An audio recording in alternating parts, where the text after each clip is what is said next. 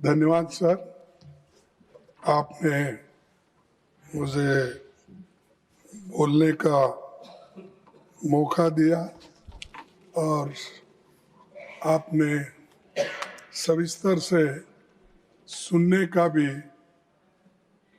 बात यहाँ पर रखी।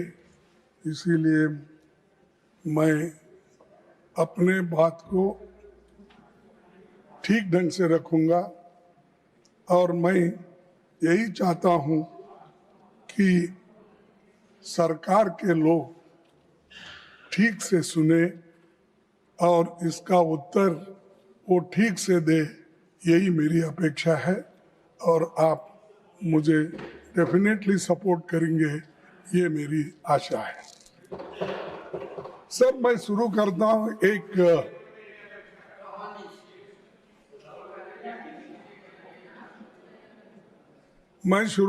हूँ पेपर चुराने वाले बचते रहे, पेपर चुराने वाले बचते रहे, मेहनत करने वाले पीटते रहे। ये कैसा न्याय, ये कैसी रीत, गुनाहगार हंसते रहे, मासूम सिसकते रहे। यानी मासूम लोग आज मासूम, तो ठीक है, आपका हिंदी बहुत अच्छा होगा, आपका हिंदुस्तानी भी अच्छा होगा, मेरा भी थोड़ा हिंदुस्तानी सुनिए। सर, मैं ये इसलिए कह रहा हूं कि पेपर लीक होने से कितने मासूम लोगों का नुकसान हुआ और कितने लोग पीटे गए, कितने माँ बाप परेशान हैं, कितने औरतें बच्चे परेशान हैं। इसको जाहिर करने के लिए ये बात मैंने आपके सामने रखी। सभापति जी, आप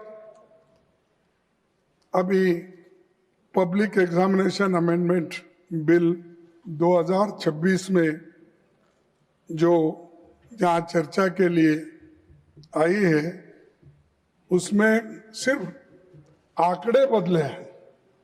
मेरे पास पूरा ये है बिल, तो उन्होंने पढ़ा, वो बिल मेरे पास भी है। इसमें सिर्फ आंकड़े बदलते गए, उससे कुछ होने वाला नहीं है। ज्यादा जुर्माना, कड़ी सजा, special task force, fast track courts जैसे प्रावधान आपने इसमें रखा है, इससे कुछ फर्क पड़ने वाला नहीं। फर्क इससे पड़ेगा आप किस ढंग से इस एग्जामिनेशन को लेके चलेंगे और विदाउट पेपर लीक आप कैसा बनाएंगे, वो उस पे ऊपर निर्भर करता है। नहीं कि इसको हमने बढ़ाया 1 करोड़ से 10 करोड़ किया या 2 महीने से 6 महीने किया, इससे सुधारने वाला नहीं है। तो इसलिए मेरा कहना ये है कि ये तो नई बात तो नहीं है, लेकिन ये जो मजबूत कानून लाने के लिए हमने 2024 में ही इसकी मांग रखी थी, लेकिन तब आपने हमारी इस बात को नहीं माना और उधर से अभी अपने भाषण में कहा कि आप लोगों ने नहीं माना। लेकिन इस मजबूत कानून को ठीक करने के लिए हम बार बार आपके सामने कहते रहे, लेकिन आप किए नहीं। लेकिन 2 साल के बाद आप जो काम कर रहे हैं उसे 2024 में ही क्यों नहीं किया?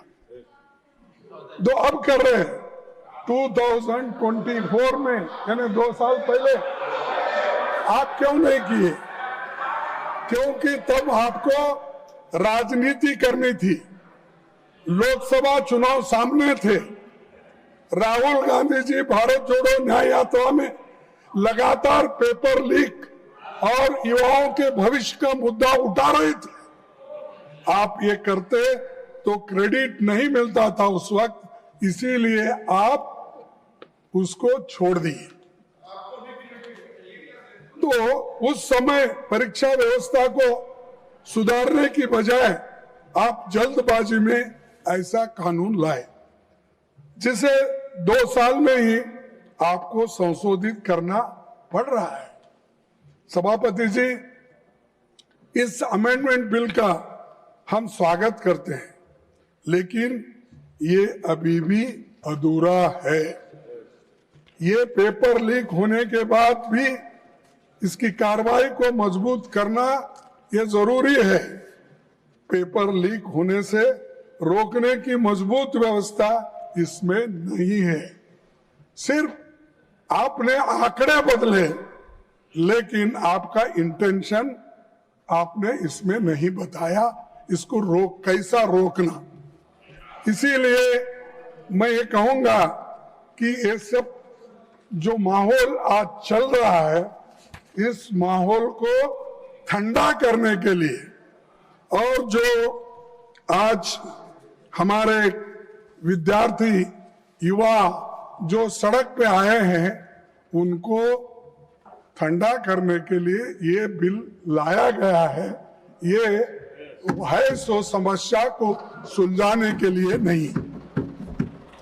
सभापति जी, पिछले 2 महीने की घटनाओं ने देश को झकझोर दिया है। देश भर के छात्रों और नौजवानों ने परीक्षा व्यवस्था की नाकामियों के खिलाफ आवाज उठाई। विपक्ष ने उनकी आवाज सड़क से लेकर संसद तक उठाई।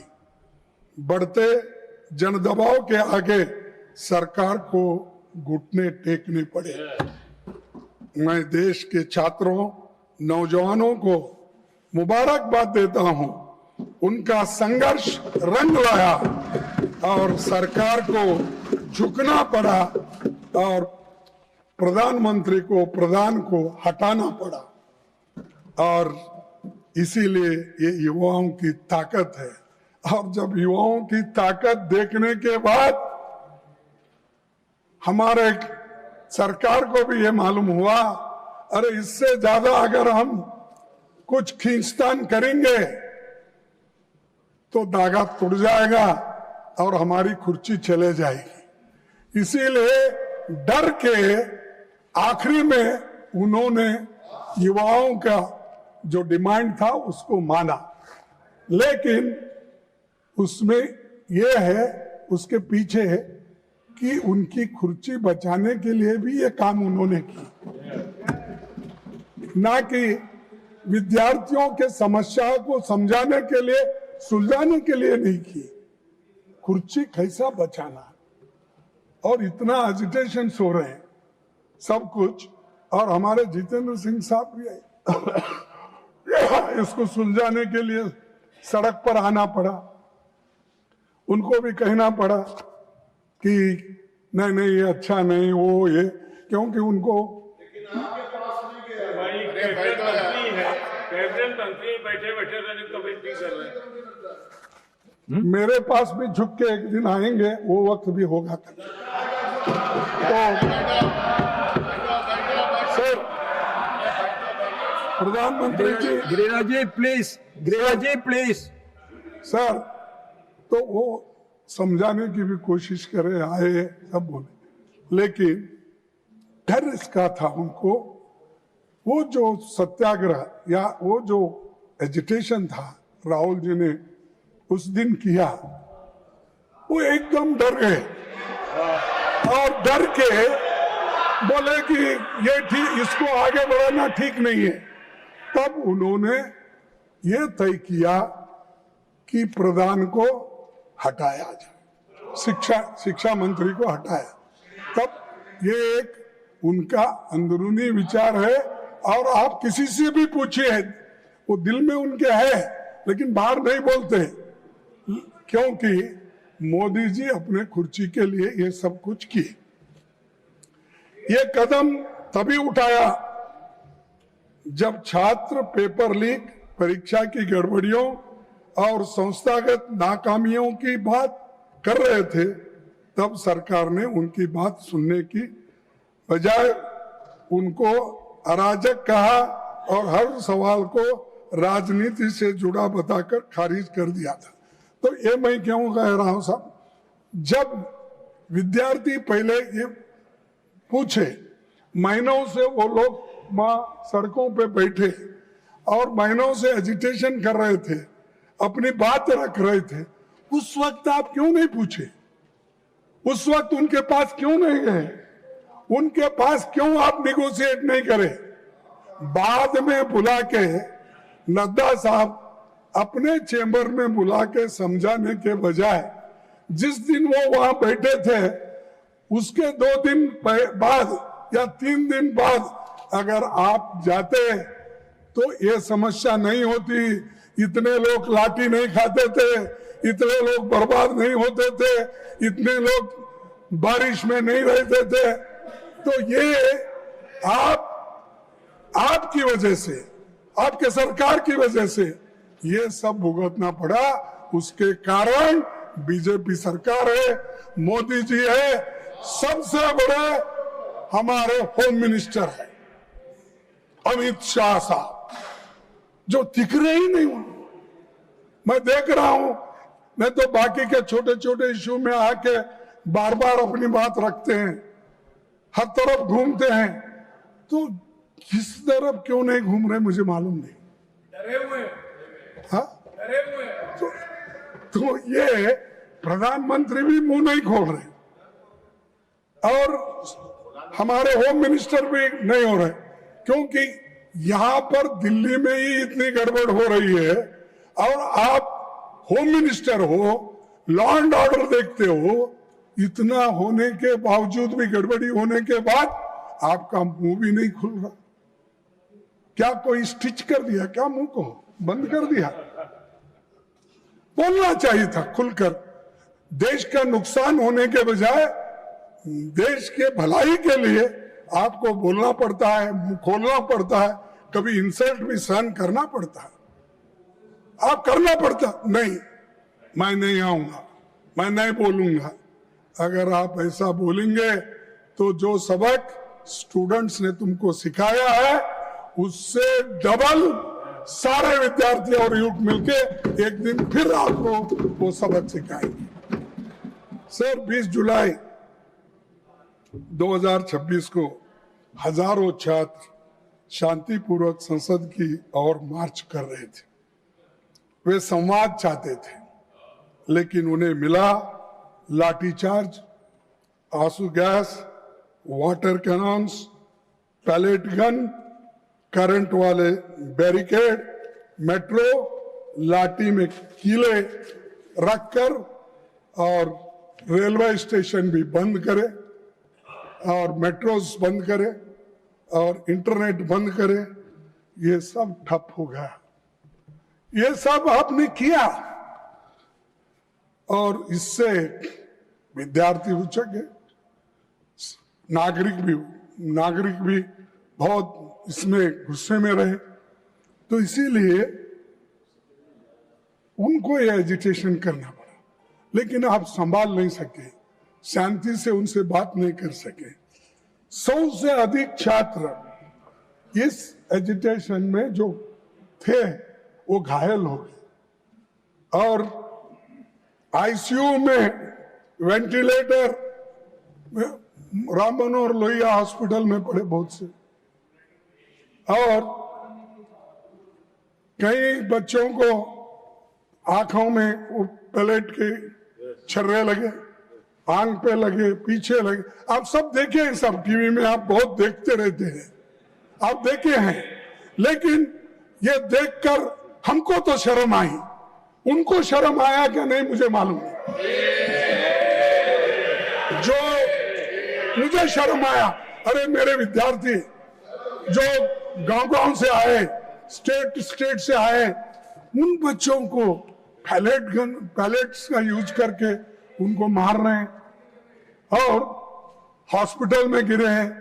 किसका आंख गया, किसका कान गया, किसका हाथ गया, किसका पैर टूटा। इसका जिम्मेदार कौन है? इसका जिम्मेदार आप है, होम मिनिस्टर है। बंद कमरे में रह के आप सुन रहे होंगे मेरी बात, लेकिन आप बंद कमरे में रह के बहुत दिन छुप नहीं सकते। एक दिन हम बाहर खींच के लाएंगे और जनता के सामने हम दिखाएंगे इनके दिल में क्या है। इस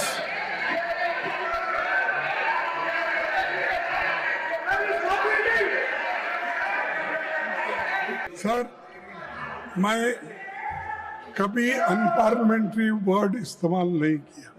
मैंने यही कहा, हम बोले तो जनशक्ति, जनन, लोग, विद्यार्थी, महिला, ये लोग। मैं नहीं ऐसा जाके मैं खींच लेके आता हूँ नड्डा साहब को, होम मिनिस्टर को, ये नहीं बोला।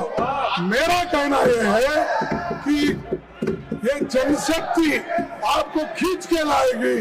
कम से कम आके सदन में बैठो, बोलो, सुनो, रिप्लाई दो।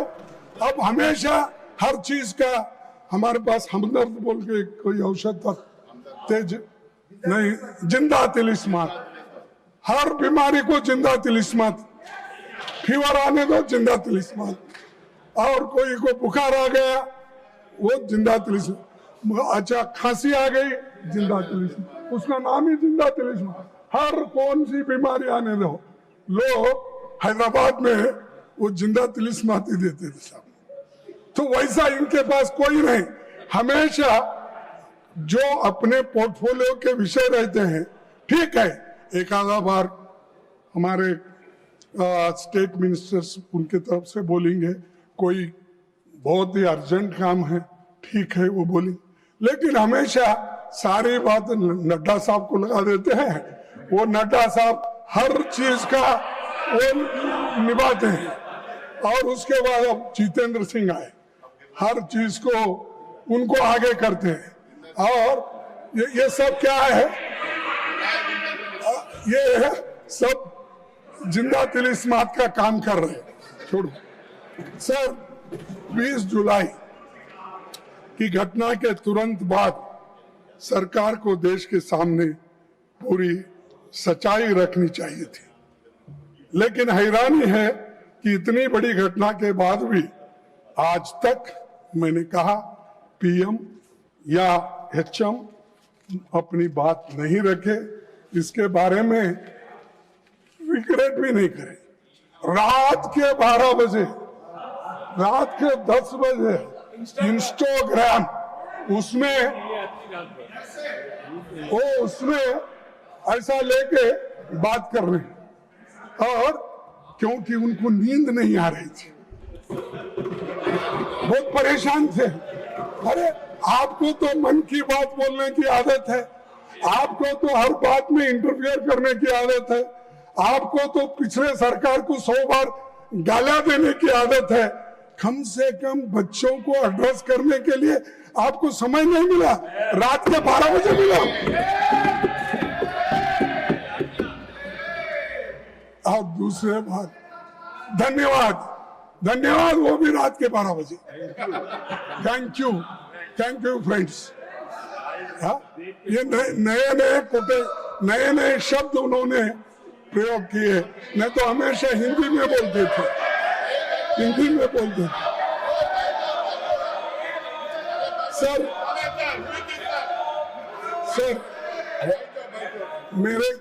सर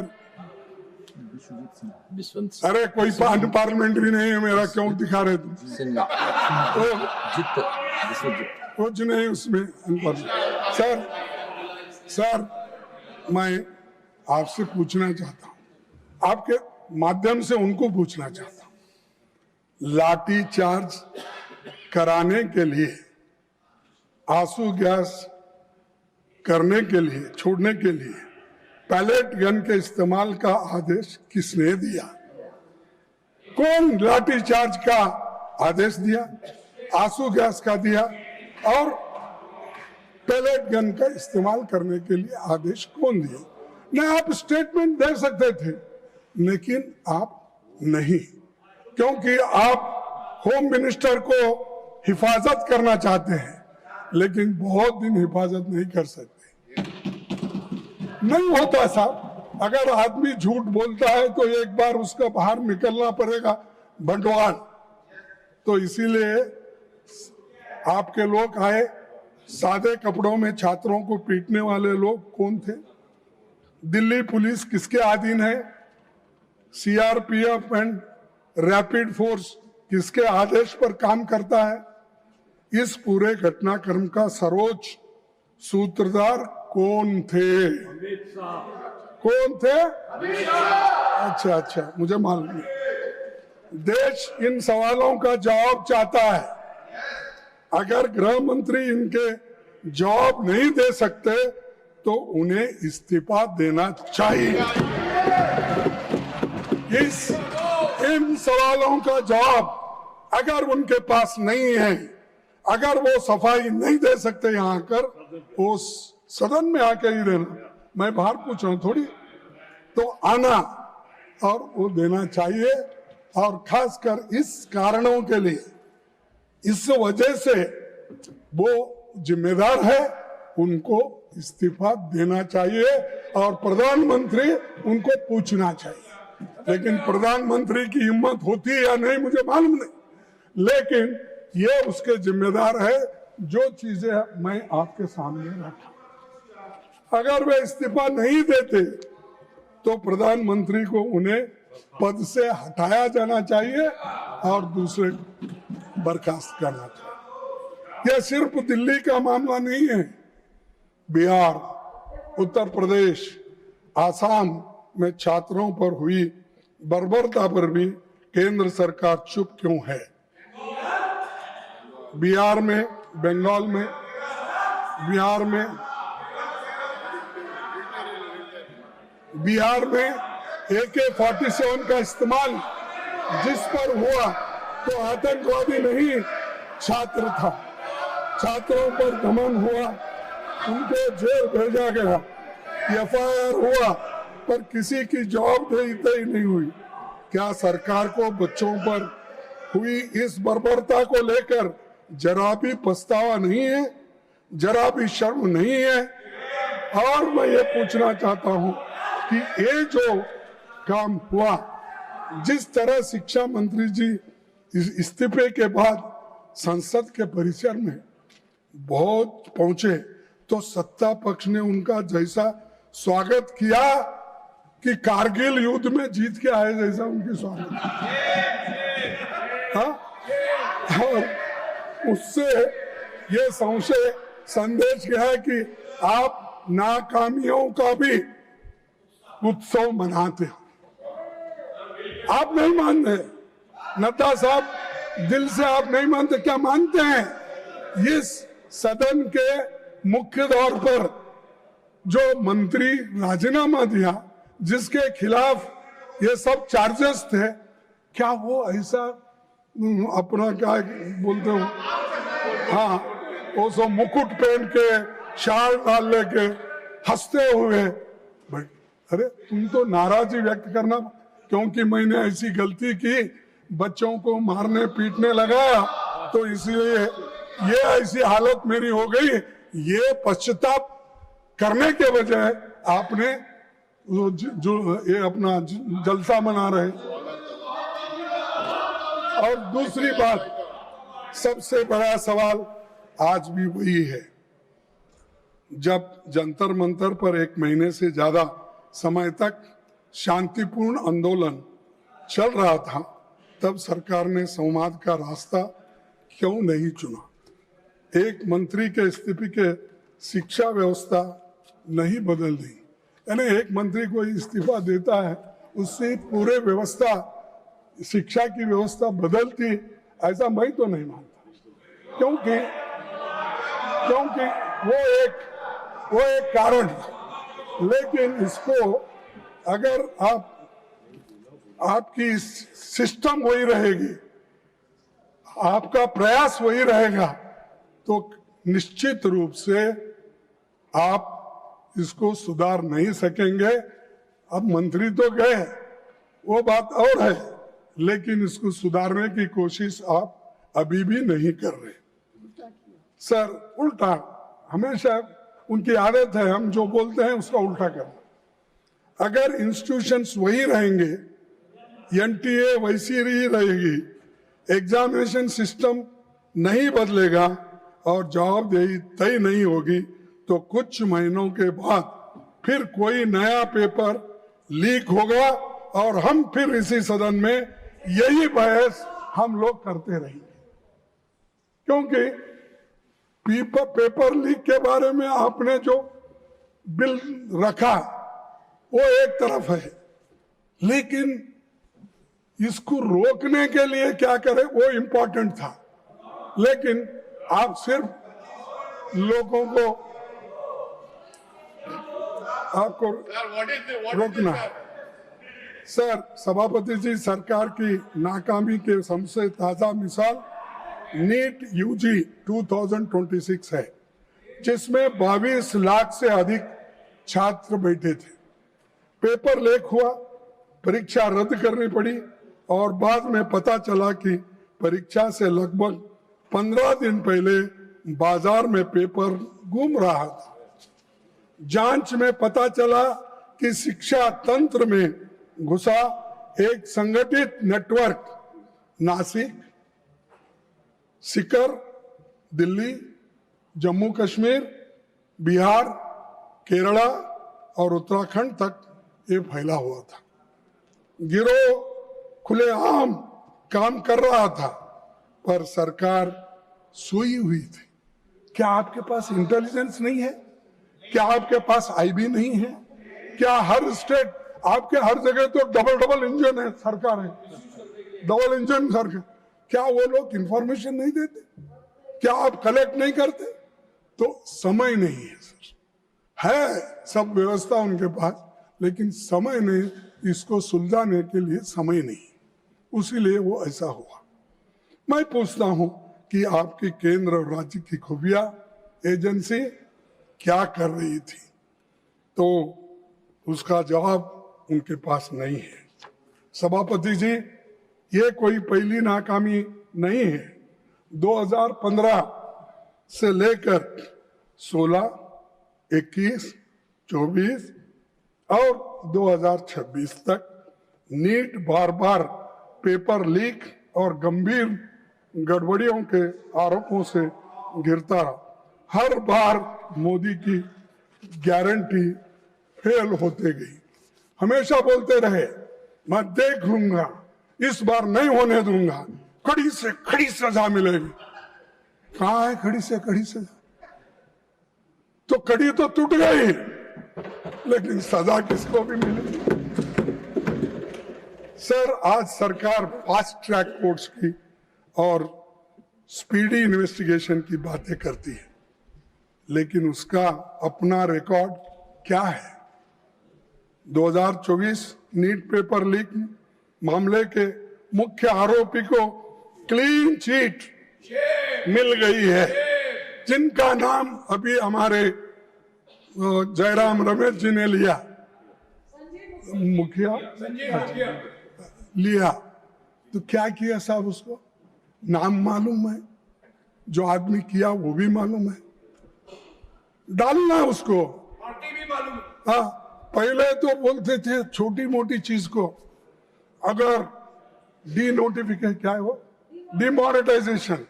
डिमोनेटाइजेशन में अगर मैं विफल हो जाऊंगा तो 15 दिन के अंदर मैं नहीं करूंगा, मैं चौराहे पे अपने आप को लटका देना, मेरे फांसी डाल। ये उन्होंने कहा, मैं मजाक से नहीं कर रहा, आप ही की बात है, लगाओ ना इसको।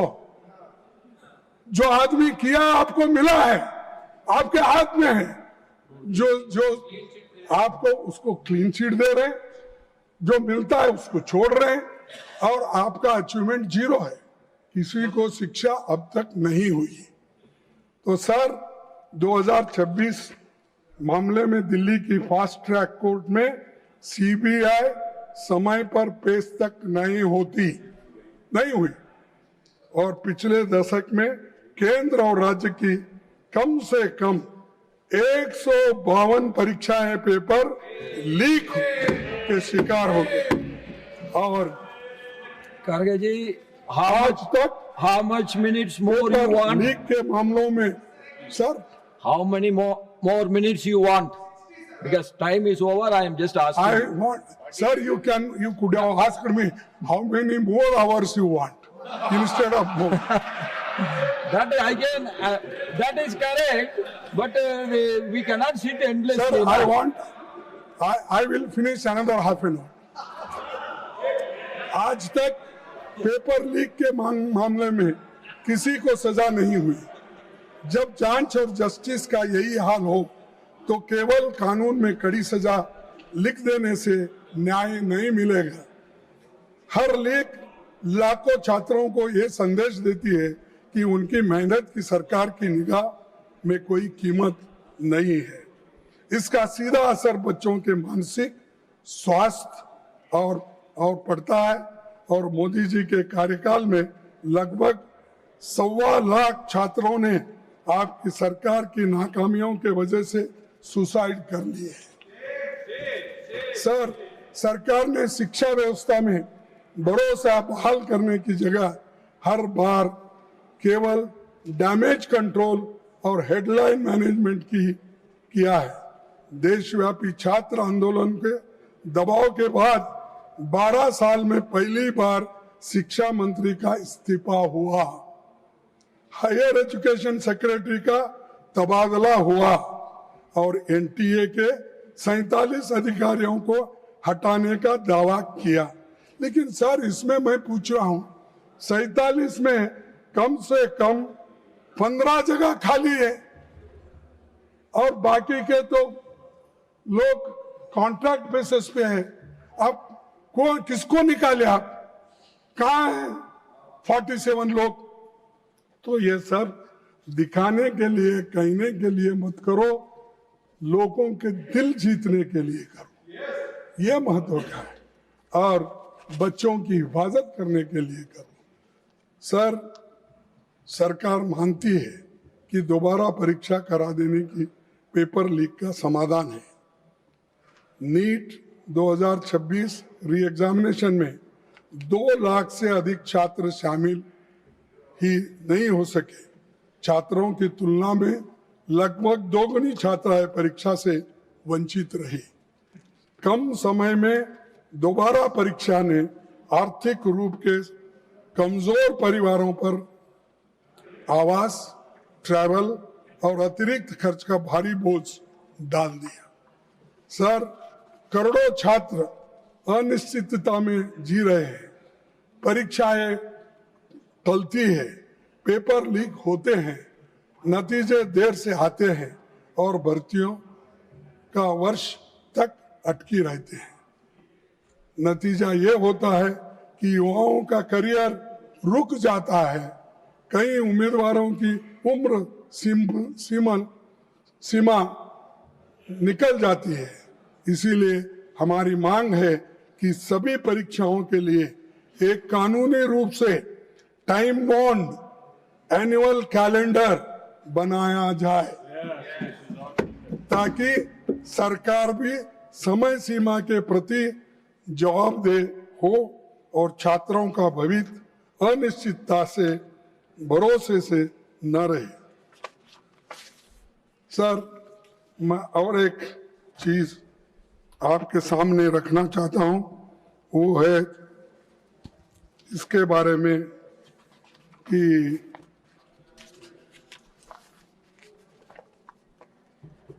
इस शिक्षा व्यवस्था की बीमारी का केवल एक लक्षण है।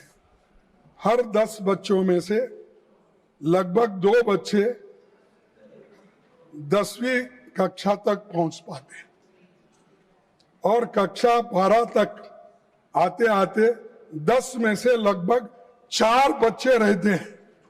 यानी इससे आप अंदाजा लगाइए, 10 में से 4 बच्चे अगर हाई स्कूल तक जाते हैं तो क्या इस शिक्षण का वैल्यू है।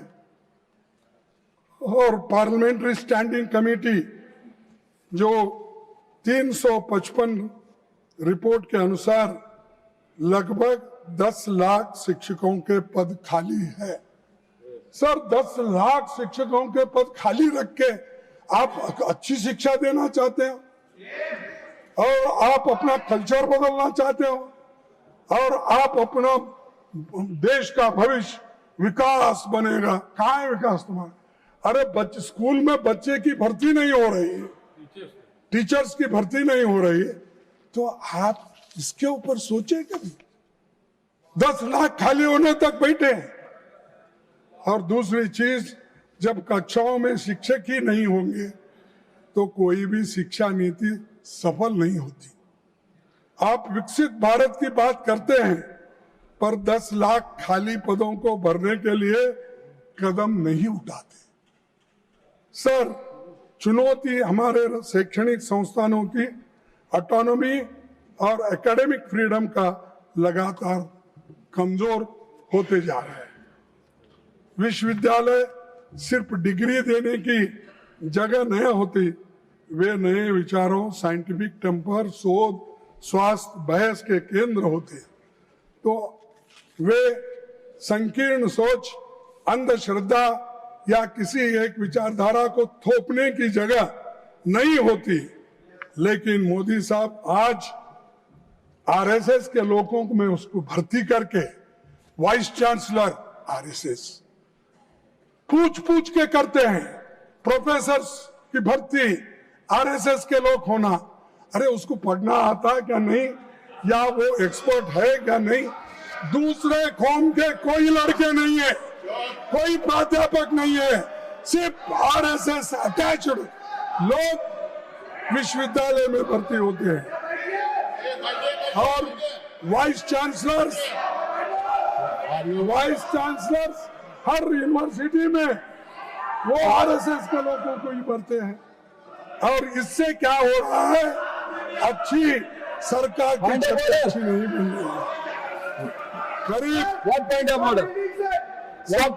कमीशन ने ये कहा कि जीडीपी का 6% एजुकेशन पे खर्च करना चाहिए, लेकिन आज हम 3% खर्च करते हैं।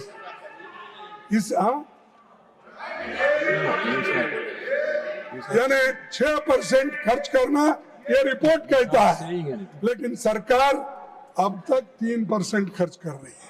इससे शिक्षण का सुधार होता है, बच्चों को शिक्षक मिलते हैं। अरे थोड़ी तो आप इसे ध्यान दो ना। और दूसरी चीज, इसी का नतीजा है कि शिक्षा एक बड़ा कारोबार बन चुका है और प्राइवेट इंस्टीट्यूशंस सब खुल रहे हैं। उसके वजह से गरीब के बच्चे तंग और तबाह हो चुके हैं। आज देश में उच्च शिक्षा संस्थानों की संख्या 70,000 से ज्यादा है, जिसमें करीब 4 करोड़ 50 लाख छात्र दाखिला लेते हैं। लेकिन SC/ST के बीच एनरोलमेंट आज भी राष्ट्रीय औसत से एवरेज से कम है। डिसेबिलिटी वाले छात्रों की मौजूदगी 0.12 है। सभापति जी, ये उस सोच का सिंबल है जो शिक्षा को सबका अधिकार नहीं बल्कि कुछ लोगों का विशेष अधिकार मानती है। सरकार की नीतियां बार बार उस मनुवादी सोच की याद दिलाती है जिसका उल्लेख मनुस्मृति में मिलता है। और वहां पर मैं संस्कृत तो उतना ठीक ढंग से पढ़ नहीं सकता, लेकिन उसका ट्रांसलेशन मैं आपको पढ़ा के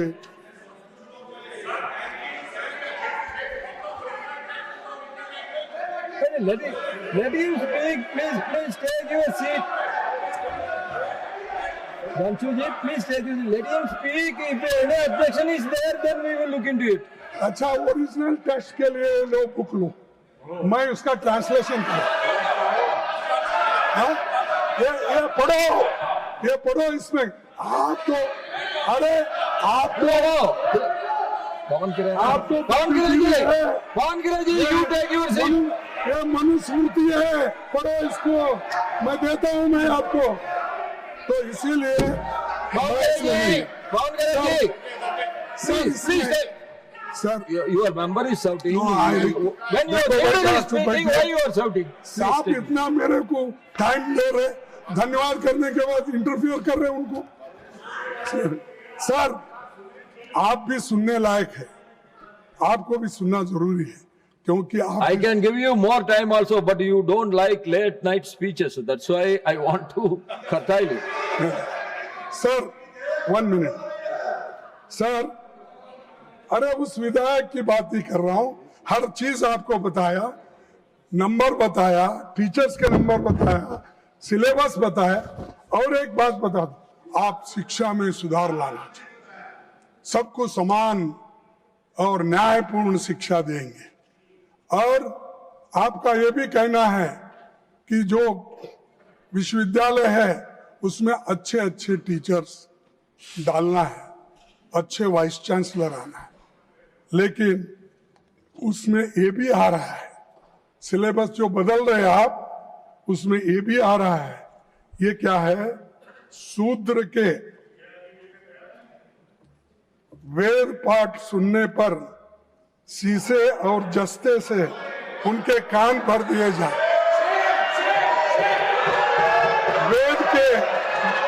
वेद के अक्षर का उच्चारण करने से, सर वेद के अक्षर का उच्चारण करने पर उसकी जीभ काट ली जाए तथा वेद मंत्र धारण करने पर उसका शरीर काट डालना चाहिए। ये इसमें लिखा हुआ है, इसमें लिखा हुआ है, इसमें लिखा हुआ है। Mallikarjun Kharge ji, Manusmriti has to do with this bill anything? No, whether this Manusmriti is having anything to do with These this are bill? the RSS syllabus. This is coming in the university, No. high school, all that.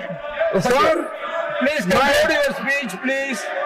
मैं आपसे Please यही take your निवेदन seat. I'm करूंगा। going to call. ऐसे विचार Please को- take your seat. Please ऐसे take. विचारों Yes, को I understand. You please take your seat. और Madam, वैज्ञानिक please विचारों take को your seat. हटाया जाए। और Please conclude. सर मैं आपसे, हाँ Please conclude your speech, please.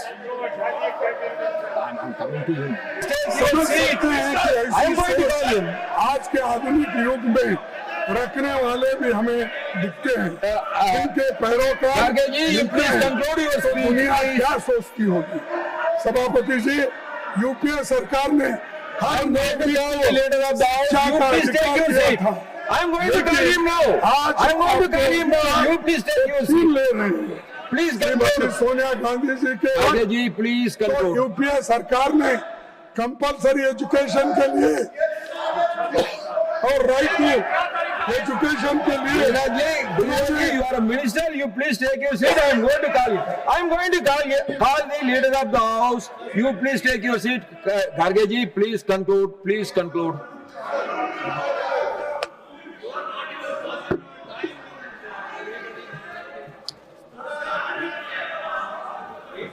आप ऐसे सोच वालों को निकालना चाहिए। सभापति जी, यूपीए सरकार ने हर नागरिक को शिक्षा का अधिकार दिया, लेकिन ये लोग अधिकार छीन ले रहे हैं। और मैं Please conclude. Kharge ji, please conclude.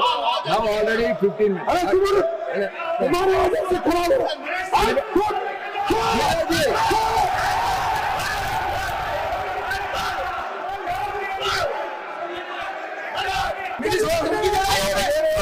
आयोग ने एक ही बात कही है, You please take your seat. शिक्षा व्यवस्था बच्चों को सीखने के बजाय रखवाओ पास होने All of you take your seat. Leader of the house is going to take your seat. Coaching को बढ़ावा मिलता है।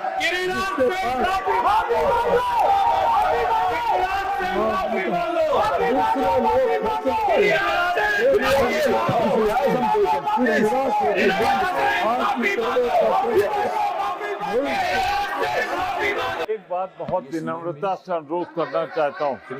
Tiwari कि आज Tiwari ji, 1 minute.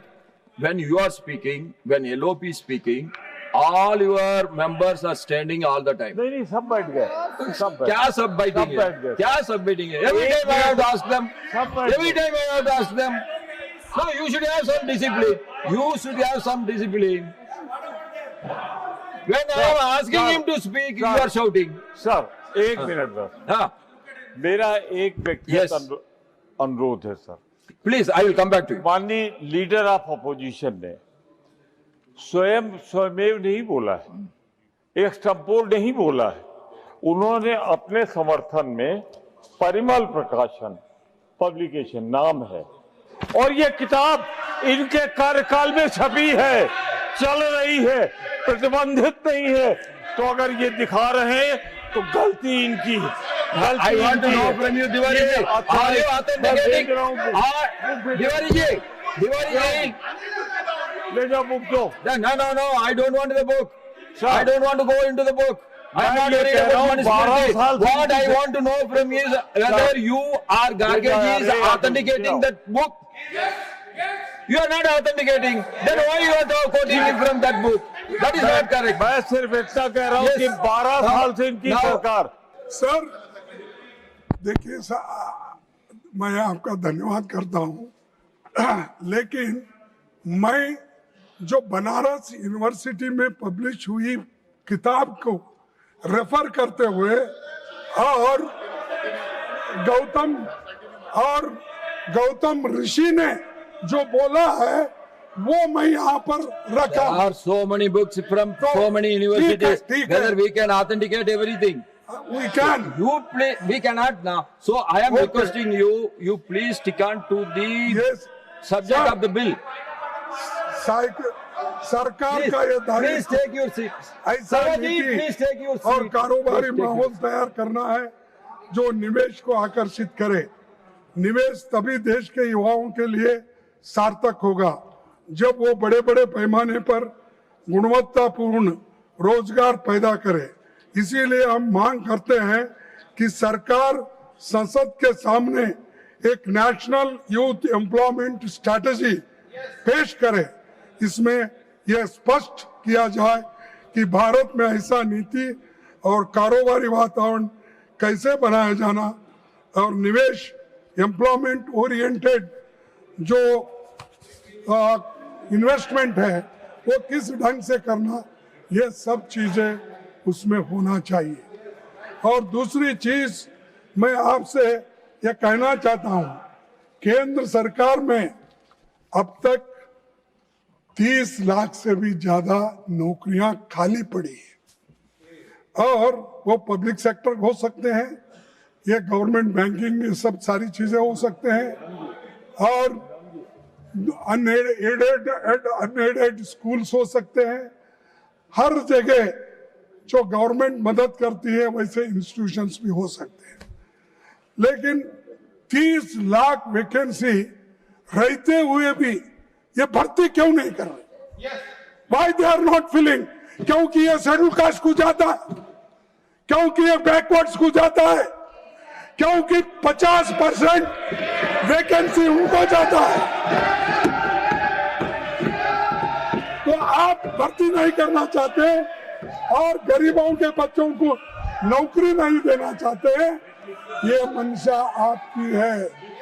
तो इसीलिए मैं आपसे गुजारिश करूंगा कि public sector units, government aided institutions, sanction post, इसको तुरंत ही भर्ती करना चाहिए। ये मेरी तीसरी मांग है। और लास्ट में मैं आपसे कहूंगा और लास्ट में मैं ये Please कहूंगा conclude, Mallikarjuna Kharge ji. अंत में Already मैं you have चार taken more than 50% of the सीधी सी allocated मांगे time. रखना Still, I am चाहूंगा। giving you the time. You please conclude. Sir सीधी मेरी 4 मांगे हैं। एक, देश में 1 फिक्स्ड एनुअल एग्जामिन कैलेंडर होना चाहिए। छात्रों को हर साल अनिश्चितता और देरी का सामना नहीं करना न करना चाहिए।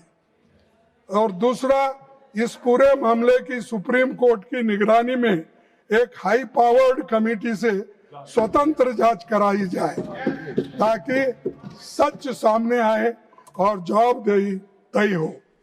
तीसरा, पब्लिक सेक्टर्स, गवर्नमेंट, ये इंस्टीट्यूशंस में जो भी खाली जगहें हैं वो भर्ती करना चाहिए। और चौथा, लॉ एंड ऑर्डर की घटनाएं आ गई है, हमने बहुत सी चीजें जो लाठीचार्ज हो गया, सब चीजें हो गई, तो पहले ये सारी चीजें घटनाएं हुई है, औरतों को घसीटते लाए, लोगों को मारे, बच्चों को मारे, इसका सब इसकी इंक्वायरी होनी चाहिए। इसके लिए तो मैं हाई कोर्ट में सुपरविजन में होना चाहिए सर। और एक किसान आंदोलन में किसानों के साथ तो आप ज्यादती किए, महिला पहलवानों का जंतर मंतर प्रदर्शन में सड़क पर घसीट के लाए, मणिपुर हिंसा हो गई, तो ये सब अब छात्रों पे बर्बरता हुई है। मैं आपसे विनती करता हूं, ये सब के कारण और सब ये सूत्रधारी जो है जहां भी बैठे होंगे वो फौरन इस्तीफा दे।